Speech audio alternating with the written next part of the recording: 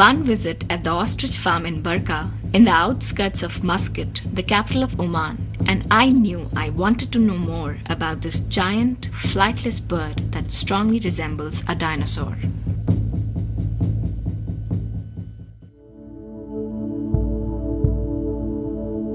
Dinosaurs, the prehistoric reptiles, lived during the Mesozoic era, the age of reptiles. They dominated the earth for over 165 million years, but mysteriously vanished 65 million years ago. Most dinosaurs hatched from eggs. Some were huge, some were small. Some walked on 2 legs and some walked on 4. Some were carnivorous and some were herbivorous. Some had a thick, bumpy skin, and some had horns, and some even had primitive feathers.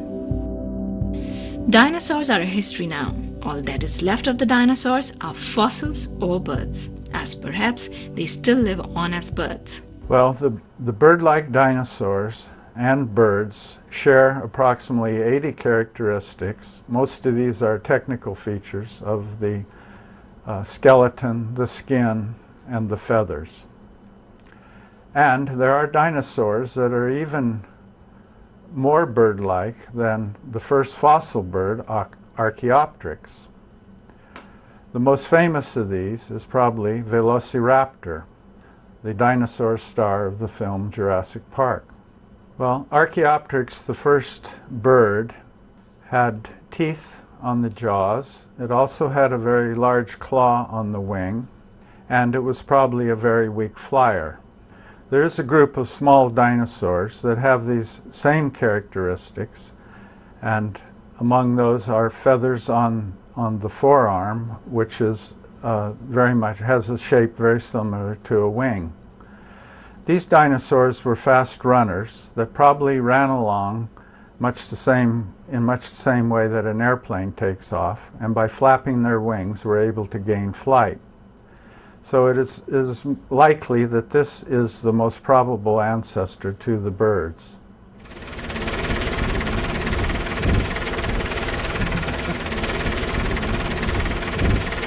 Wesley Lane, the farm manager in the ostrich farm, and his wife Rebecca have been managing this farm for the past 2 years. And they have become so friendly with these ostriches that they are now more like a family.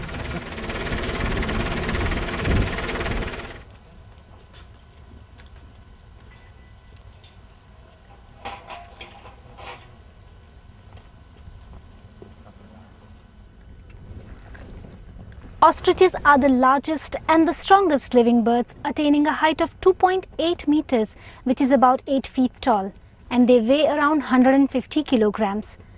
Ostriches belong to a group of flightless birds called ratites that includes rheas, emus, kiwis and cassowaries.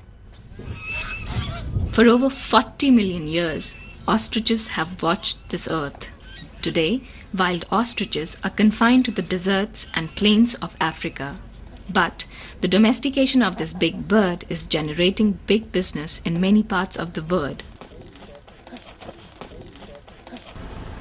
Strange they may be, but ostriches are extremely well designed. Like cattle, they are mostly grazers and make efficient lawn mowers. One can clearly distinguish between the male and female ostrich by their color. The black ones are the males and the brown ones are the females. Ostriches are vegetarians, but sometimes they can eat small bugs and insects. They can also eat stones and shiny objects. In early days, farmers used to shoot them for diamonds in their stomachs, and this is one of the reasons that the species was nearly hunted to extinction.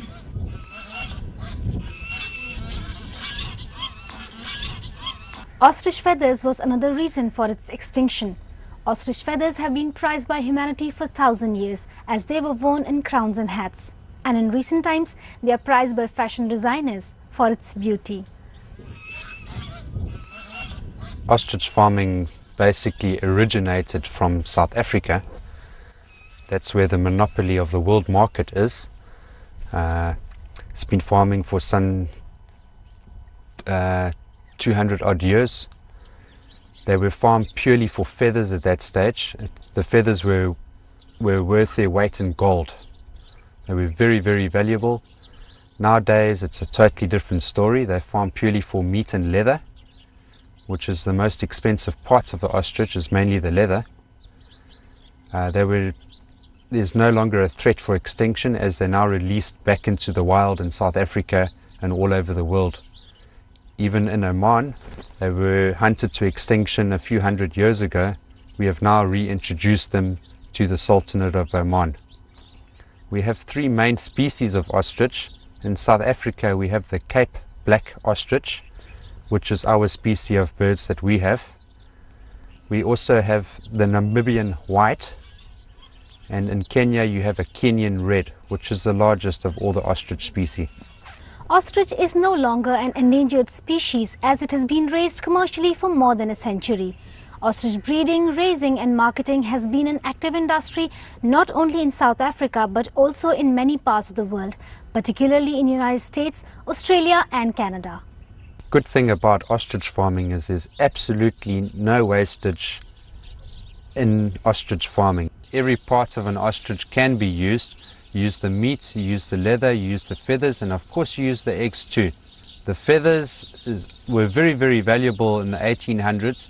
However, they are still very valuable today. A lot of fashion designers are now looking at making different feather products such as boas and fans and that. Still a very popular product. The leather is a very expensive leather, second most expensive leather after Nile crocodile, and extremely fashionable in the fashion market. The meat is, you get 30 to 40 kilograms of meat off an ostrich. It's very, very low in fat and cholesterol, and it's a red meat. It tastes very similar to beef, and you can cook it rare, you can cook it well done, you can prepare many different types of dishes, and it's probably the most healthiest meat in the world. More healthy than fish or chicken or turkey. The eggs can be used to make very, very beautiful artwork, painted and decoupage, even carved. And they also make lights and that type of thing. There's so many different products that you can make from eggs. Unlike other birds, ostriches have 2 toes instead of 3. The feet are webbed like camels, giving it a good tread on the sandy ground. Their necks can twist a full 360 degrees, giving a clear view of any potential danger. Small head, short broad beak and large eyes. Their eyes are the largest of any land animal and of telescopic precision. They can focus up to 2 miles away. Excellent eyesight and acute hearing are ostriches' most important senses. Their loose fluffy feathers dance in the breeze and protects them from strong noonday sun or keeps them warm in the cold nights. The feathers lack the hooks that zip loose together, making them perfect for the fashion industry, but useless for flying.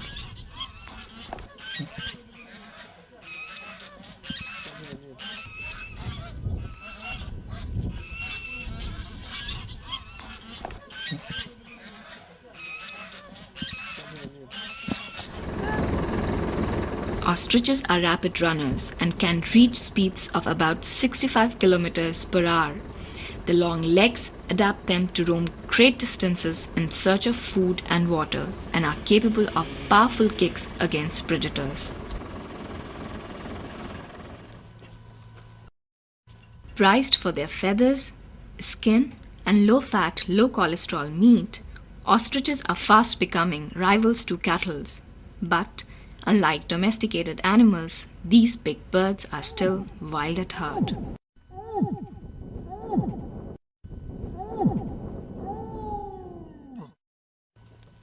The breeding season is normally about 8 months long in the warmer period of the year. Before the breeding season, the male ostriches have to locate the nesting sites. Good pastures and plenty of nesting sites are essential for enticing the females for breeding. The males are very territorial. They don't like other males encroaching in their area. If it does happen, there is going to be a territorial fight or even death sometimes. This is called cantling. With each twist, the male advertises the territory boundary. The mating behavior is quite elaborate. The receptive female walks with her head down, popping her beak, shaking her wings, showing her willingness and letting the male to mount from the back. The male sitting on his hocks, moving his wings up and down while throwing his head from side to side. But she's not the only female attracted to him. His aim is to mate with as many as possible.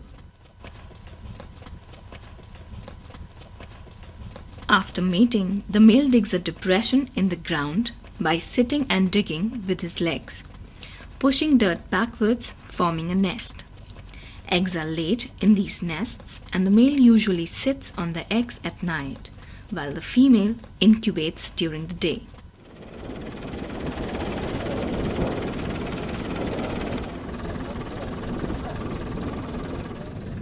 Egg hunting is a very difficult task. For every egg laid, the males have spent a huge amount of energy in locating the nesting sites, fighting rivals, and winning females. They definitely don't take kindly to this interference.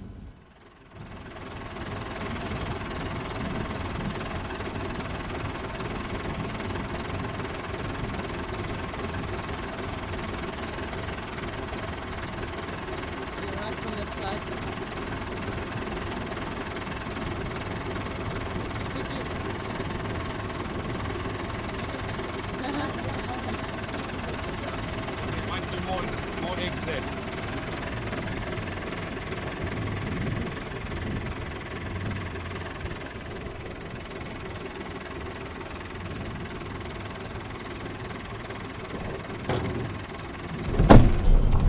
Oh my God.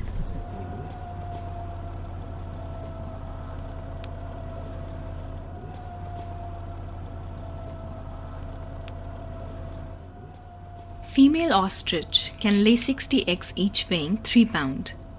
Enough for an omelette for 12.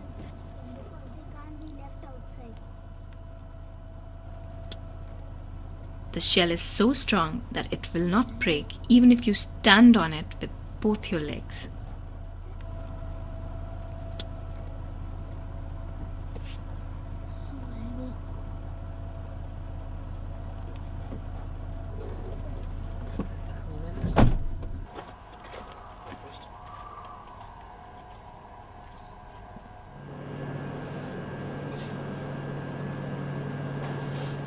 Inside the incubators, it's not an easy job.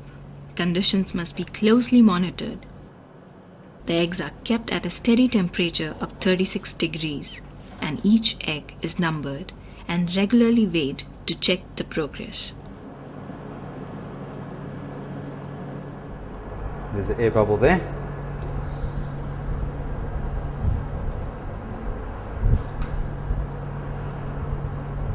Now we're going to check for the infertile eggs. Now I'm going to candle the eggs.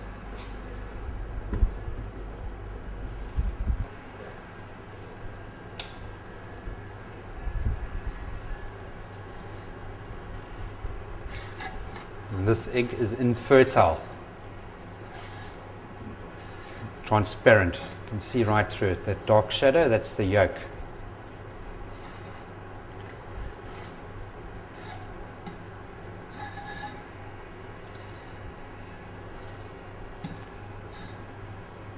The fertile egg, there's the air bubble, completely black on this side.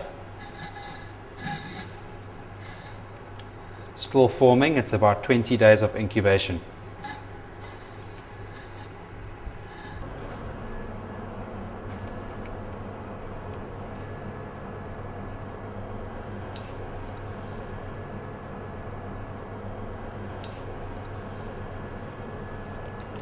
Sometimes we need to help the little chicks when they come out, because the egg is very thick. As you can see, the thick shell, very strong. So we just go like this. can see the little head over there.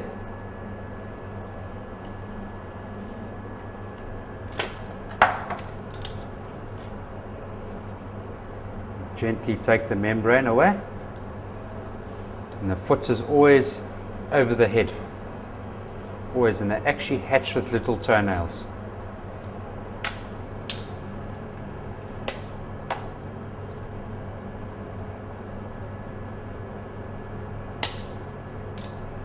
Again, I'm gently going to take the membrane down its back.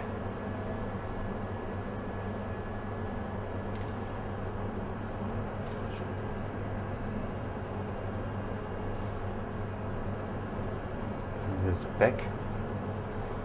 His head pops out. Just like that. So its head is actually curled around in the egg.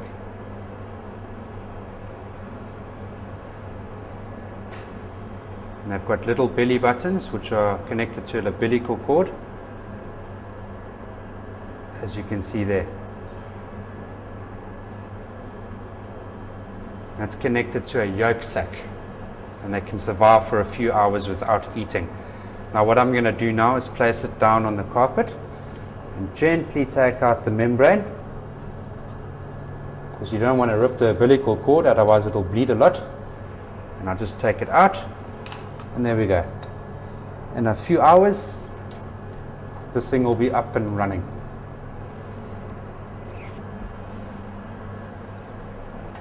There we go. Hatchlings are very sensitive to cold and wet. Once they're out of their eggs and are dry and able to stand, they are moved from the hatcher and placed in the area where they are kept under warming lamps. However, they must be able to move away if they become too hot.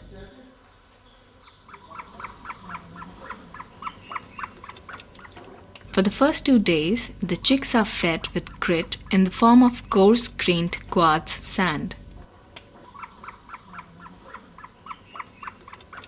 This sand has fine grains with diameter of 3 mm, making sure that all the grit has naturally smoothened edges, as sharp edges can cut into the stomach lining.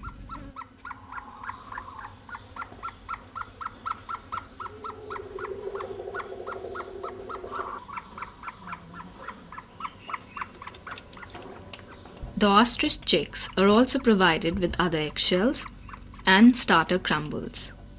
Chicks learn to eat faster if the food is spread on shiny trays or mats. Another way of encouraging small chicks to feed is to place a few slightly older chicks with them for a few days. In nature and in captivity, the feeding structure is very different. In nature, they will mostly eat the parent's feces to start off with. However, you have a survival rate of 10% in nature, whereas farming, we have a survival rate of about 70%.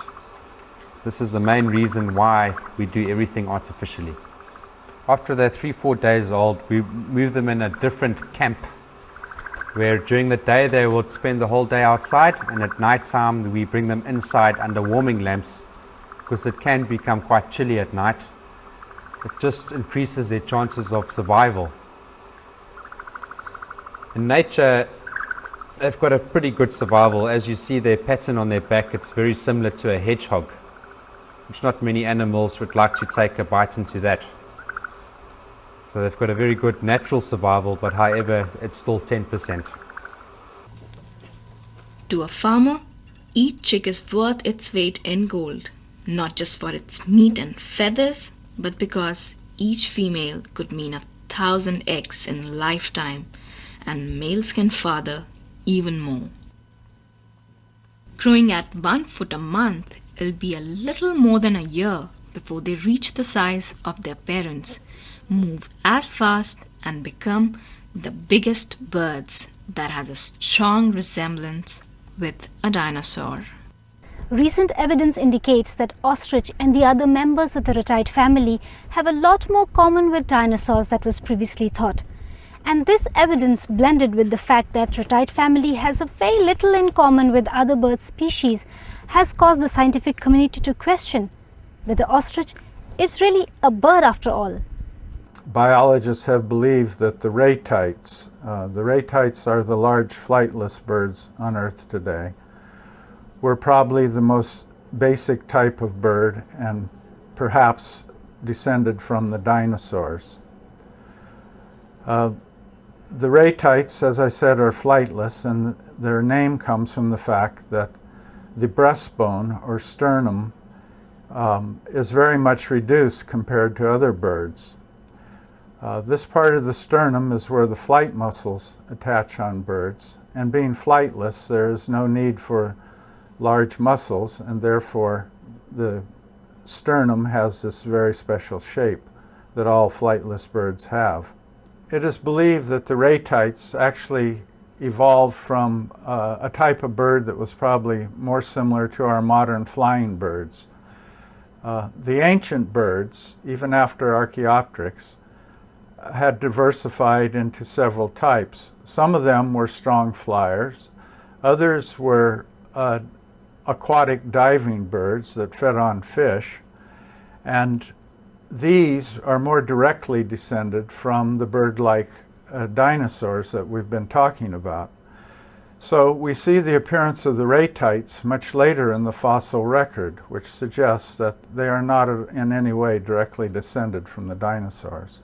This proposition that birds are actually the living dinosaurs is also a difficult one for scientists to accept, because in the traditional system of classifying the vertebrate or animals with backbones, we have 5 different classes.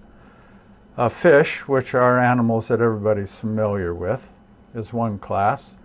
Amphibians, which are composed of frogs, toads, salamanders, and some other types of animals. The reptiles, which are lizards, snakes, turtles, crocodiles, and of course the dinosaurs. And the 4th class are birds, and the 5th and final class are the mammals, which includes humans and other animals that nourish their young with milk. So if finally we decide that in fact birds are nothing more than living dinosaurs, then the class that we today call birds will have to be removed from the classification system. And this will take some time for scientists as well as other people to get used to.